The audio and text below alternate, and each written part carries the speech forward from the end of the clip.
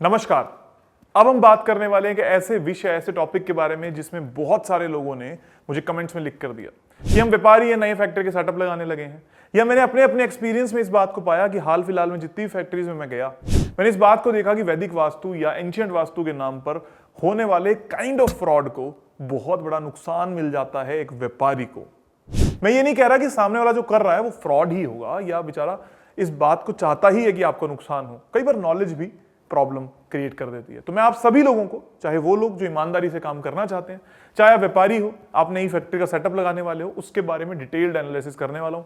पूरी बातें डिटेल में बताने वाला हूं कि अगर आपने फैक्ट्री नई लगाई है तो उसमें क्या प्रॉब्लम आ रही होगी अगर ये सब चीजें नहीं होंगी, अगर आपकी फैक्ट्री नई लग रही है तो क्या क्या चीजों का ध्यान देना है, और अगर आपकी फैक्ट्री ऑलरेडी लग चुकी है रनिंग कंडीशन में तो भी आपको क्या ध्यान देना है, ताकि आपका एक फैक्ट्री का कंप्लीट कोर्स हो जाए, आपको समझ में आ जाए कि वास्तु किस तरीके से आपके ग्राहक को, प्रॉफिटेबिलिटी को या सारी अड़चनों को रिमूव कर सकता है। डिटेल्ड वीडियो होगी, लंबी वीडियो होगी, लेकिन आपको समझना है आराम से, ताकि आपका जीवन सुखद और महत्वपूर्ण और अच्छा हो सके।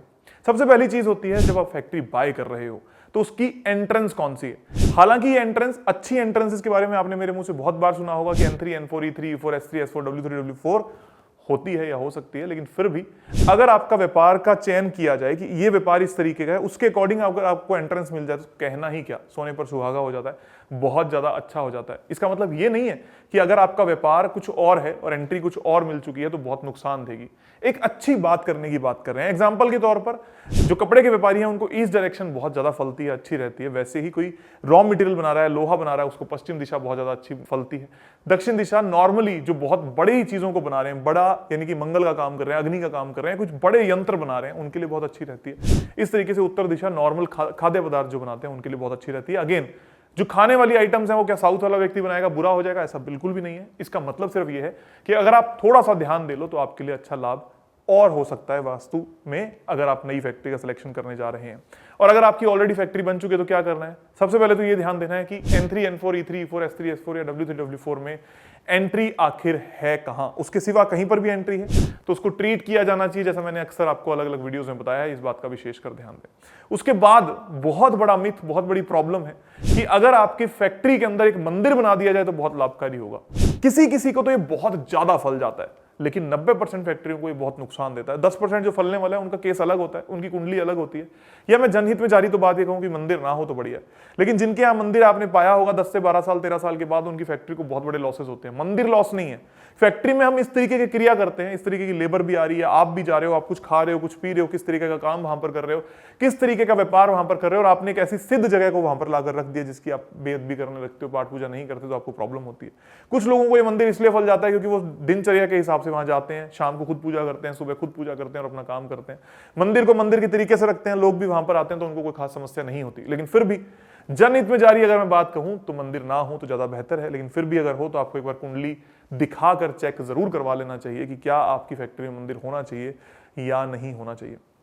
उसके बाद जो सबसे इंपॉर्टेंट चीज होती है आपकी फैक्ट्री के अंदर वो होते हैं स्लोप्स। पानी किस तरफ जा रहा है, मतलब बारिश का पानी अगर आ रहा है तो वो किस तरफ जा रहा है, किस तरफ नहीं जा रहा, किस तरफ गड्ढे हैं और किस तरफ गड्ढे नहीं है, ये बहुत इंपॉर्टेंट हो जाता है। अगर आपका बारिश का पानी दक्षिण दिशा या पश्चिम दिशा में जा रहा है तो ये आपके लिए बेहद नुकसानदायक हो सकता है। चाहे आप स्लोप्स की बात कर रहे हो, ऊपर जो छत की बात कर रहे हो उसकी, चाहे जमीन की बात कर रहे हो, या आपकी फैक्ट्री में किसी भी तरीके का पानी का इस्तेमाल होता हो जो दक्षिण और पश्चिम में जाता हो, तो ये आपके लिए बेहद नुकसान लेकर आ सकता है। चाहे एग्जिस्टिंग फैक्ट्री है चाहे नई फैक्ट्री, तो आपको ये भी बनाते हुए जरूर ध्यान देना है कि पानी किस तरफ जा रहा होगा। इसी के तरीके से अगर आपके यहां पर कोई गड्ढे बने हुए हैं जो पानी को स्टोर करते हैं, तो हमेशा ध्यान रखिए कि पानी स्टोर करने वाले गड्ढे नॉर्थ या ईस्ट में ही हों। इसके साथ साथ में कई जगह पर पानी स्टोर होता है, लेकिन वो गंदा पानी स्टोर होता है तो वो नॉर्थ और ईस्ट में नहीं हो सकता। तो वेस्ट नॉर्थ वेस्ट यानी कि पश्चिमी भाव्य, ईस्ट साउथ ईस्ट यानी कि पूर्वी आग्नेय में ही स्टोर हो सकता है। अगर वहां पर पानी, गंदा पानी रहेगा तो कोई नुकसान नहीं देगा। साउथ साउथ वेस्ट में भी गंदे पानी को इकट्ठा नहीं किया जा सकता, क्योंकि पानी का फ्लो अगर साउथ साउथ वेस्ट में जाएगा तो वो अपने आप में एक प्रॉब्लम क्रिएट कर सकता है। इसके बाद बहुत ज्यादा इंपॉर्टेंट हो जाता है कि आपकी जब फैक्ट्री आप सेलेक्ट कर रहे हो, आपकी जो लैंड आप सेलेक्ट कर रहे हो, उस लैंड की वैल्यूज क्या है। हाल फिलहाल मैं एक फैक्ट्री के विजिट पे गया, लुधियाना की बात मैं कर रहा हूँ। वहां पर मैंने एक फैक्ट्री का विजिट किया तो मैंने ये पाया, जब मैं उस फैक्ट्री को देख रहा था तो वो फैक्ट्री की लैंड तमस में थी। तामसिक लैंड क्या होती है, जब उस लैंड पर कोई काम किया जाए तो वो ऐसा काम किया जाए जहां पर स्टोरेज, जैसे कि वेयर हाउसेस बना रहे हो, गोडाउन्स बना रहे हो, जहां पर माल को रोकना ही आपका काम है, रेंट लेना ही आपका काम है, तो वो तामस की लैंड हो सकती है। लेकिन जहां फैक्ट्री है वहां पर प्योर रजस चाहिए होता है। इसके अलग अलग इक्विपमेंट्स के द्वारा हमारी नाड़ी के द्वारा हम इसकी जांच करते हैं और चेक करते हैं। आप सभी लोगों को भी ये जांच करवा लेनी चाहिए कि आपकी फैक्ट्री रजस में है, सतव में है, तमस में है, और आप खुद से भी चेक करना चाहते हैं तो जैसे ही आपने फैक्ट्री शुरू करी और उसमें सारा काम रुक चुका है, रुक रहा है, कोई भी काम आगे नहीं बढ़ रहा है, तो इसका मतलब आप मान लीजिए आपकी फैक्ट्री तामसिक हो रही है, तमस में जा रही है। अगर आपकी फैक्ट्री में काम चल तो रहा है लेकिन बहुत स्लो है तो वो सतव है, जो कि बहुत बुरा नहीं है लेकिन बहुत ज्यादा अच्छा भी नहीं है। और अगर आपका काम उसी स्पीड से हो रहा है या और भी जल्दी हो रहा है तो आप मान लीजिए कि आपकी फैक्ट्री ऑलरेडी रजस में है। इसको चेक करने के अलग अलग टूल्स, अलग अलग तरीके होते हैं जिसमें हम चेक करते हैं, तो ये बहुत इंपॉर्टेंट रोल प्ले करता है। उसके बाद जो सबसे इंपॉर्टेंट बात आती है आपकी फैक्ट्री का सेटअप। वो सेटअप कहाँ होना चाहिए, कैसा होना चाहिए, आपकी मशीन्स कहाँ होनी चाहिए, ऑफिस कहाँ होना चाहिए, अकाउंट ऑफिस कहाँ होना चाहिए, अलग अलग चीजें कैसे होनी चाहिए और अलग अलग ग्रिडिंग्स की हम बात करते हैं। किसी भी फैक्ट्री की बात करते हो तो पहले पूरी फैक्ट्री का एक ग्रिड किया जाता है, मतलब जो हम 16 दिशाओं की बात करते हैं वो ग्रिड आपका पहले पूरी फैक्ट्री का होना चाहिए। नंबर 2 पर वो वाला ग्रिड होना चाहिए जहां पर सिर्फ कंस्ट्रक्टेड एरिया, कुछ फैक्ट्रीज में आप पाओगे ओपन एरिया अलग होता है, कंस्ट्रक्टेड एरिया अलग होता है, तो इन दोनों के ग्रिड्स अलग अलग होने चाहिए। फिर उसके अनुसार जो कंस्ट्रक्टेड एरिया में चीजें बनी हुई हैं उसका ध्यान रखना है और जो फुल में बनी हुई है उसका ध्यान रखना है। जैसे फुल में अक्सर क्या होता है, कोई गार्ड रूम बना हुआ है, कोई टॉयलेट्स बनी हुई है, कोई सर्वेंट टॉयलेट्स बनी हुई है, कोई स्टोर रूम्स बने हुए हैं, कोई रॉ मटेरियल आकर वहां पर रुकता है, ये सारी चीजें फुल ग्रिड के हिसाब से देखी जाएंगी, हाइट्स फुल ग्रिड के हिसाब से देखी जाएंगी। और साथ साथ में कई बार ऐसा होता है जब कंस्ट्रक्टेड ग्रिड है तो वहां पर ऑफिस का टेबल होता है या ऑफिस की टॉयलेट होती है या ऑफिस का जो मास्टर कैबिन होता है वो होता है, या इस तरीके से मशीन्स लगी हुई होती हैं या आपका फिनिश गुड आके रुक रहा होता है, तो ये सब आपको कंस्ट्रक्टेड ग्रिड से देखना होता है। तो जब आप ग्रिडिंग की बात कर लेते हो उसके बाद में सबसे इंपॉर्टेंट होता है कि आपका ऑफिस कहां पे बने। जितने भी फैक्ट्री के ऑनर्स हैं अगर वो पश्चिम दिशा में जाकर बैठ जाएं तो सबसे ज्यादा लाभकारी होगा। अगर उत्तर दिशा में देख रहे हैं, पूर्व में देख रहे हैं तो सब कुछ अच्छा होगा, क्योंकि पश्चिम दिशा एक ऐसी दिशा है जो आपको हर तरीके के कर्म करवा सकती है।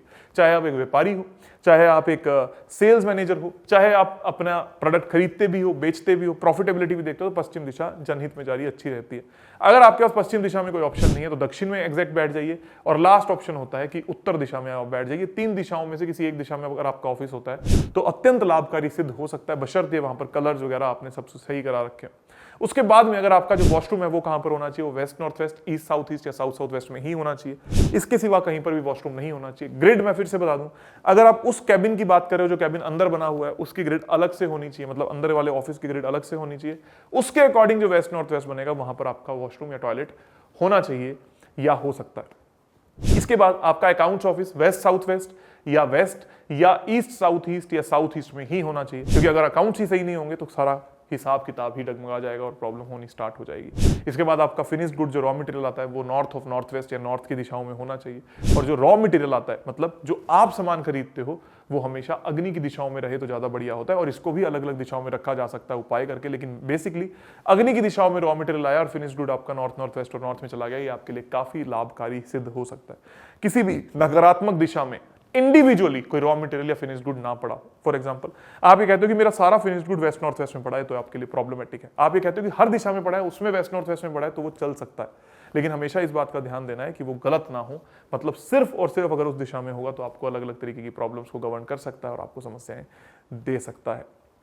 इसके साथ साथ में रॉ मटेरियल और फिनिश्ड गुड के बाद जब हम बात करते हैं तो ये बहुत इंपॉर्टेंट है कि आपकी फैक्ट्री का प्रोसेस कैसा है, क्लॉकवाइज है या एंटी क्लॉकवाइज है। मतलब सामान यहां से आया और इस तरफ गया, फिर इस तरफ गया, फिर कटिंग हुई, फिर फिनिशिंग हुई, फिर मार्केटिंग हुई, फिर फाइनल हुआ।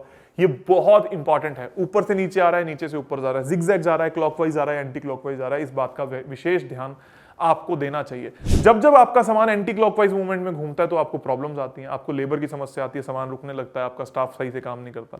जब जब आपका सामान क्लॉकवाइज मूवमेंट में जाता है तो आपको बहुत अच्छे लाभ देता है, आपको अत्यंत लाभ दे सकता है। इसको कैसे मेंटेन किया जाना चाहिए ये आपकी फैक्ट्री को देखकर समझ में आता है, लेकिन फिर भी क्लॉकवाइज डायरेक्शन आप सभी के लिए ज्यादातर लाभकारी रहती है।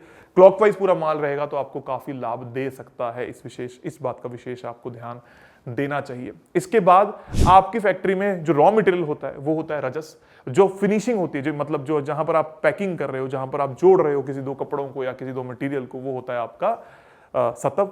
और जहां पर आपका फिनिश्ड गुड आकर पड़ा हो गया वो हो गया आपका तमस। तो ये भी कौन सी दिशा में पड़े हैं बहुत ज्यादा इंपॉर्टेंट है। उस पर्टिकुलर जगह की एनर्जी क्या है ये उससे भी ज्यादा इंपॉर्टेंट है। तो ये भी आपको देख लेना चाहिए, समझ लेना चाहिए कि जो उत्तर दिशा है वो तमस की होती है, जो पश्चिम दिशा है वो सतव की होती है, और जो दक्षिण दिशा है वो रजस की होती है।